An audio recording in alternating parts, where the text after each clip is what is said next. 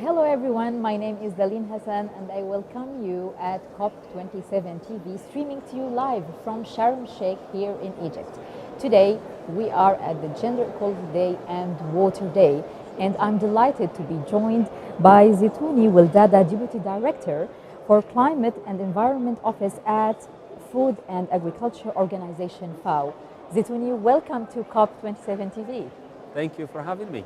Let me start by asking you how it affects our food and water, the climate change in general, how it affects the two vital factors of life, food and water. And can you explain why climate change is a risk for food security?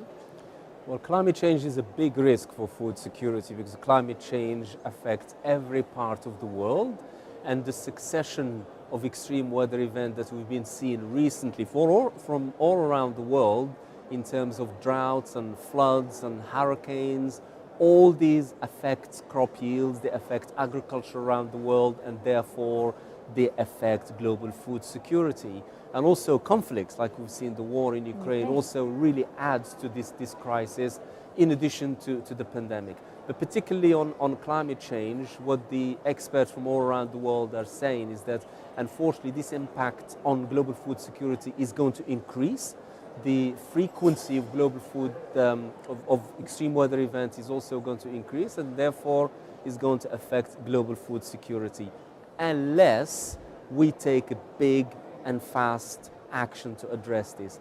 Agriculture in particular is vulnerable because, as you know, agriculture depends on water, and also agriculture depends on the climate. So if the climate changes in terms of temperature, for example, obviously it affects the yields, it affects the productivity, and also it affects global food security. But there is also another dimension to this link between agriculture and climate change, is that climate change is not only a problem with regard to agriculture, because agriculture is also a solution to the climate crisis. Exactly, that's just bringing me to to my next question to you. What are some of the solutions that can help us to ensure that we can feed this growing population? Well, we have to adapt to the new situation. So the first solution that we need to look at efficiency. Efficiency in how we use natural resources, how we use water, how we use fertilizers, how we use energy, nutrients, etc., in growing our food. We need to rethink the model that we've been using so far to produce food. So we need to move from that, so we don't only produce food at the expense of reducing soil fertility, of reducing biodiversity. So these are the kind of measures that we need to start thinking about. So it's a combination of acts.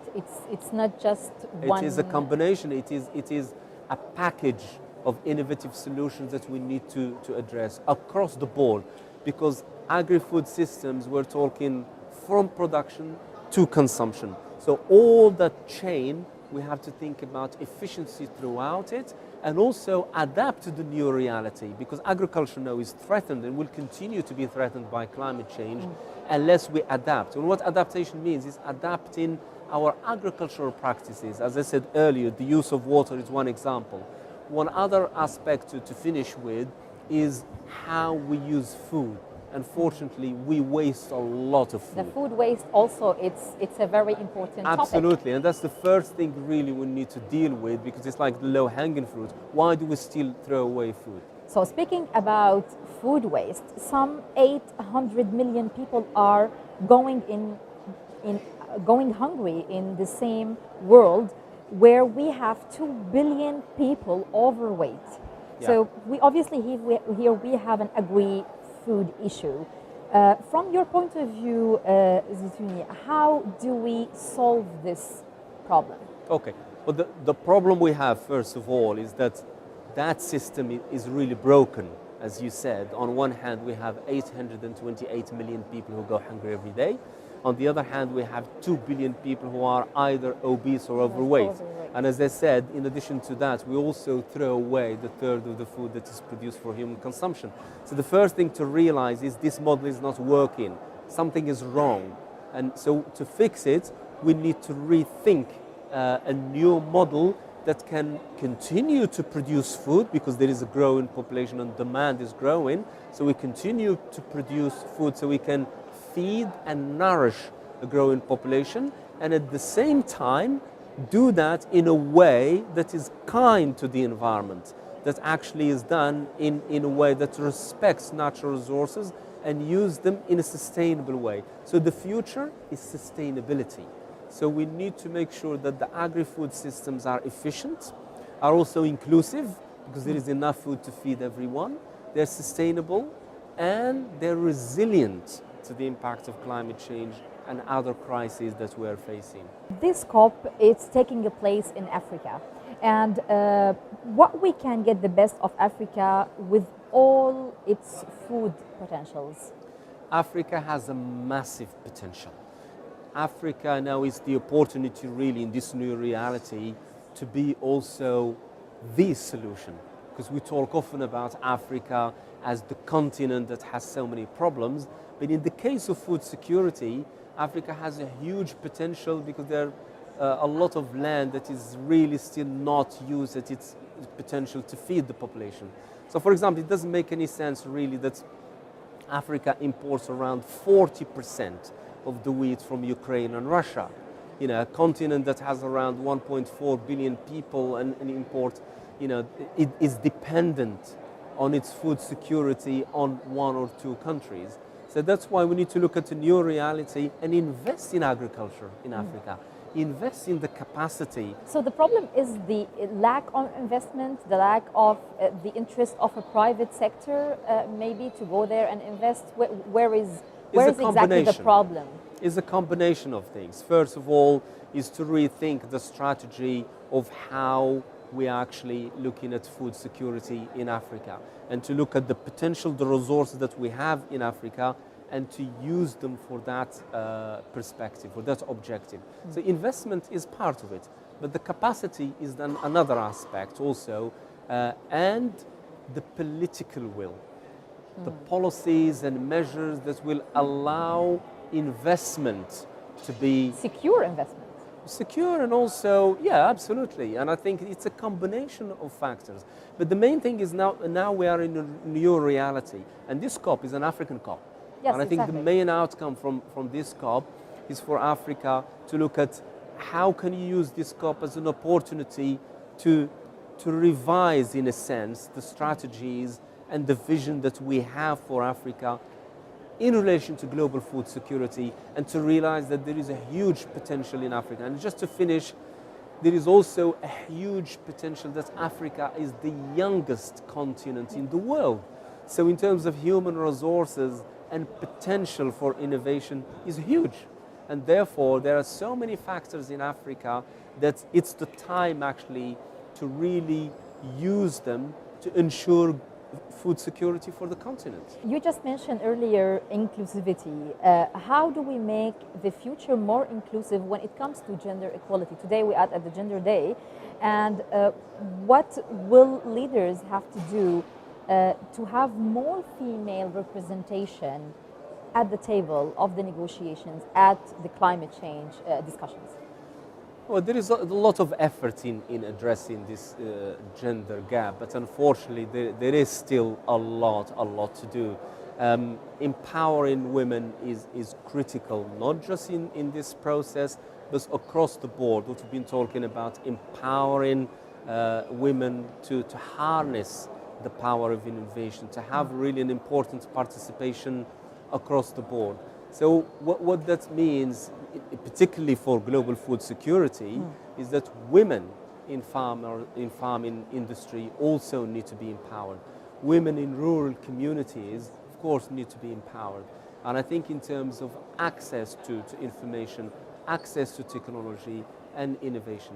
And what that means also is that women need to be really involved, given the opportunity to be involved in decision making. So empowerment is not only to be involved, it has to be involved in decision making, to be taking decisions. Because when we look at food in general and agriculture, particularly smallholder farmers, who does most of the work for farming is women actually. And smallholder farmers around the world, they produce around 80% of the food for human consumption. So it's not something to underestimate, but it's still shocking actually that in the 21st century we are still talking about that. Exactly. Right? So look at what's happening here in Sharm el-Sheikh, specifically on the issue of food security. How are countries addressing this topic at the COP27? It's really great. It's very encouraging that finally we see countries and others really talking about global food security. For the reasons that I mentioned earlier, the succession of these crises that showed the vulnerability of agri-food systems and put really agriculture at the heart of this international conference. And I have to say that the Egyptian presidency also really put a big emphasis on food and agriculture at this conference. And it just on Saturday, we launched a new initiative with the Egyptian presidency on food and agriculture for sustainable transformation, the FAST initiative. And it's this kind of initiative that we need to recognize actually that agriculture has a lot to offer. There is a lot that needs to happen to agriculture to make it more efficient and more sustainable.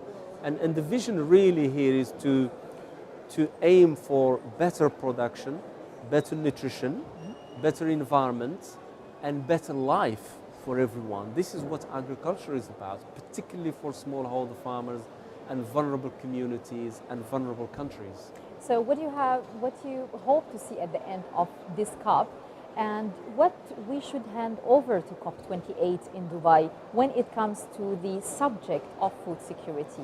Well, as you know, the main emphasis at this COP is implementation, and I think that that's right, because we have to start doing things. We talk a lot about this. We know what the problems are. We know what the solutions are. We actually have a lot of solutions. We have a lot of innovation.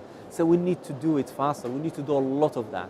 So the main thing from this COP is to get that message clear that from now on, going forward towards COP28 and beyond, we need to focus more on implementation, on solutions on the ground. From our perspective at FAO, we just launched a new strategy on climate change and a new strategy on science and innovation.